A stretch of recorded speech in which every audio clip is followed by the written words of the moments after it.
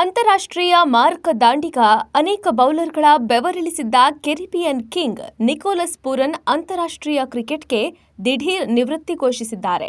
2016ರಿಂದ 2024ರವರೆಗೆ West Indies ಪರ wicket keeper batsman ಆಗಿ ಮಿಂಚಿದ್ದ 29 ವರ್ಷದ ಪೂರನ್ ನಿವೃತ್ತಿ ಅಭಿಮಾನಿಗಳಿಗೆ ಬೇಸರ ತಂದಿದೆ.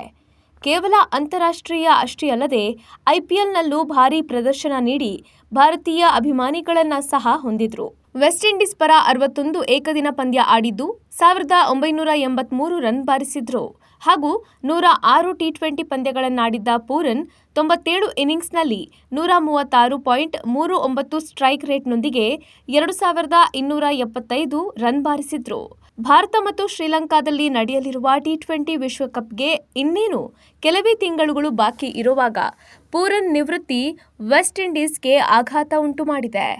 ಸಾಕಷ್ಟು ಚಿಂತನೆ ಮತ್ತು ಆತ್ಮಾವಲೋಕನದ ನಂತರ ನಾನು ಅಂತಾರಾಷ್ಟ್ರೀಯ ಕ್ರಿಕೆಟ್ನಿಂದ ನಿವೃತ್ತಿ ಘೋಷಿಸಲು ನಿರ್ಧರಿಸಿದ್ದೇನೆ. ವೆಸ್ಟ್ ಇಂಡೀಸ್ ತಂಡದ ನಾಯಕತ್ವ ವಹಿಸುವುದು ನನ್ನ ಸೌಭಾಗ್ಯವಾಗಿತ್ತು. ಆ ನೆನಪು ಯಾವತ್ತೂ ನನ್ನ ಹೃದಯಕ್ಕೆ ಶಾಶ್ವತವಾಗಿರುತ್ತೆ ಎಂಬ ಭಾವುಕ ನುಡಿಯನ್ನ ಪೂರನ್ ತಮ್ಮ ಇನ್ಸ್ಟಾಗ್ರಾಂನಲ್ಲಿ ಬರೆದುಕೊಂಡಿದ್ದಾರೆ.